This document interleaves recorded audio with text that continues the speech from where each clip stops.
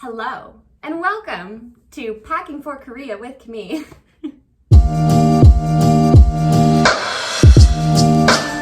So I moved here a year ago, and honestly, I think I just nailed the whole packing thing. Anything that did not come in my 2 check bags to Korea no longer belongs to me. Anything I did not bring, I donated to a women's shelter, and anything that obviously was not suitable to donate was recycled or thrown out. So that means I had to be very precise and thoughtful about exactly what took up real estate in my bag. I watched many YouTube videos, just like you are now, to figure out what I needed to bring with me, and there are definitely some myths out there. We're gonna start off with, I think, the most notorious thing. Every single video tells you to pack this, and since arriving here, I truly do not know why. Every video says bring deodorant. I'm putting it out there. Contrary to popular belief, I do not think you need to pack deodorant. Now, this may be skewed by the fact that I live in a metropolitan city. Of course, if you are going somewhere that is more rural, somewhere that maybe doesn't have a very large, if any at all, international population, you might have some more trouble. And maybe if you know that ahead of time, I would slide a few sticks in your bag. But for me, living in Seoul, it's not a problem. I get my deodorant at Lobs. It's like a Shoppers Drug Mart or a Dwayne Reed, okay? But a little more health and beauty leaning. But that being said, there is always deodorant there, probably because I'm the only one buying it, but it is there and it's not expensive. I see so many things saying that you can find deodorant, that it doesn't work, or that it's really, really expensive, but I just haven't had this problem. The only other reason why I would maybe bring deodorant would be if what you're actually looking for is antiperspirant. So I haven't been able to find any antiperspirant, but I don't use that myself, so that's fine. Or if you have or need extra strength or prescription level protection, then maybe I would stock up on that. The only thing you're really gonna find are those sort of general Olay, Nivea kind of deodorants. But there is one myth busted. You don't need to bring deodorant. The second myth I am here to bust is one that actually was only brought to my attention a little while ago, and it's bed sheets. I didn't even realize this was a thing. Bed sheets, apparently it's been communicated that they are itchy and scratchy here, or they're uncomfortable and they're expensive. With this myth, it's a little bit true, a little bit false, but I'm still gonna bust it, okay? Unless you're currently sleeping on silk sheets at home, Korean sheets are gonna be exactly the same. The only reason why I might guess that someone has complained their sheets are itchy and scratchy, it's because they're not using fabric softener. The water is different here than it is back home in North America. I have to wash my clothes with fabric softener, otherwise they come out like stick. So now I use it in every single load. I fill that shit up. There's so much fabric softener in there. That being said, expensive? There's a little bit of truth in this. I believe this is because there are different bed sizes in Korea. So I think internationally, most bed sizes are pretty standardized in terms of king, queen, double or twin, and a single bed. But here they have a couple of in-between sizes, for example, a super single, which is what I sleep on.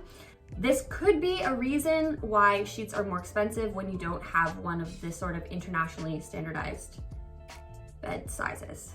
But let's say you really like your bed sheets at home, then of course you are free to pack them if you would like, but I just don't think you need to, and maybe you can use that space for something else. Of course, I'm not your mom, so I'll leave that up to you. That's just my 2 cents on the bed sheets myth. The last myth I am here to bust is for anyone who uses feminine hygiene products, okay? If you use pads, you are fine. You do not need to bring any with you. There are plenty of them here. If you use tampons and you don't use a plastic or cardboard applicator, you're fine. You'll find tampons everywhere. They're not expensive. They come in different capacities. You're fine. If you do use an applicator, you may want to pack some.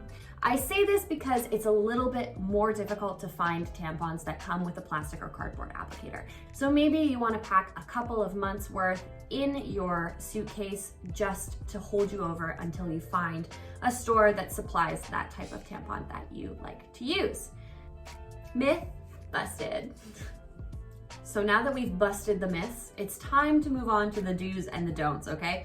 These are things that I really encourage you to bring, and also things that I think you might want to get rid of or leave at home. I'm also just going to tell you that, of course, you can find pretty much anything in Korea, and if you can't find it here, you can buy it on like Amazon and get it shipped in. So if you don't bring one of these things and you find yourself missing it, you'll obviously be able to get it. If you go to more of an international store like a Muji, for example, if it's a homeware, or you go to like a Zara or an H&M, there's an increased likelihood. Even if you order online from those type of stores, the odds of you getting these things goes up and up and up and up.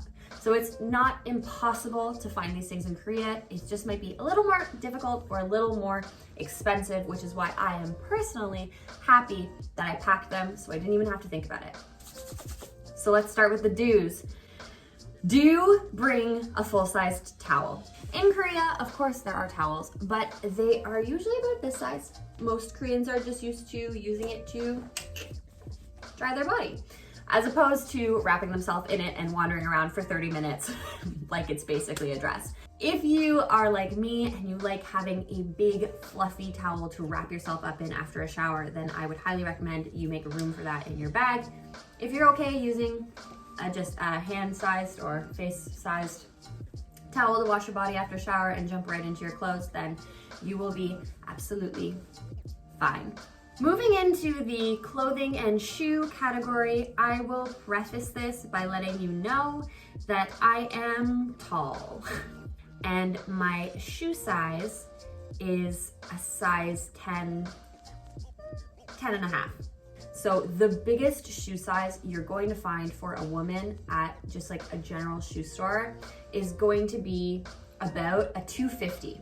A 250 is an 8.5, maybe a 9, okay? It's somewhere between 8.5 and 9, or a European 39-40.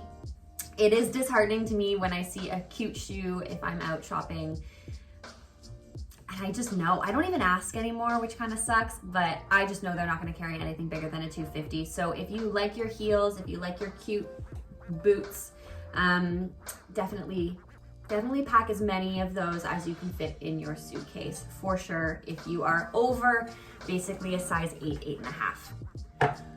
Let's move on to cosmetics. So from a skincare standpoint, obviously, everybody knows that Korea is like a mecca for cosmetics and skincare. So there are only a few things that I would consider for you to bring with you. To start, if you are one of those gorgeous people that is blessed with significantly more melanin than I have, you may want to consider bringing foundation and concealer. I would actually highly recommend you bring foundation and concealer with you, because Korea does not have a lot of variety in terms of their skin makeup shades. So for me, I'm ghostly pale, so it's quite easy for me to find a cheap and effective foundation or concealer. It's not impossible to find foundation or concealer if you are of a darker complexion, but you're just gonna have to pay more for it. So if you are comfortable buying from places like MAC and you prefer that, then that's fine. They'll have your range, or they'll have your shade, or they'll be able to order it in for you, even if they don't have it in store. But if you are not comfortable paying that much and you're more of a drugstore makeup user, then I would definitely recommend you pack something that you have and you trust that matches your skin tone. Maybe even buy a couple extra bottles. Maybe even bring a couple extra bottles just so you know that you're covered, because as you know, Korea is notorious for having very few shades.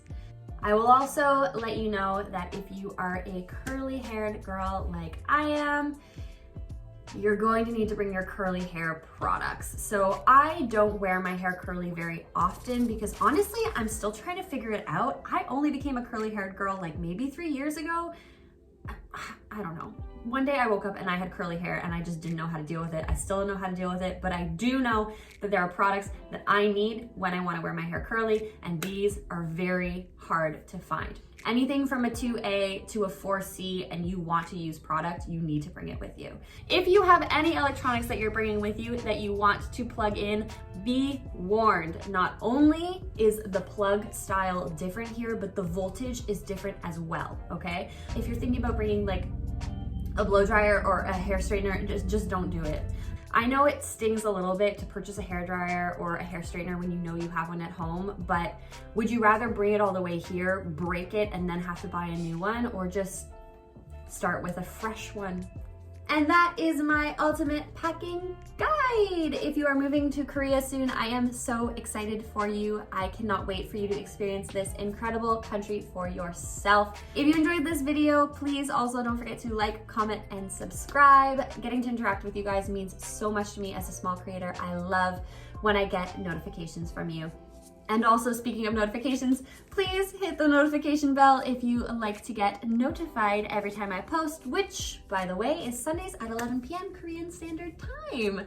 But until then, this is all for today, so I hope you have an amazing day, and I'll see you next time, okay? Bye!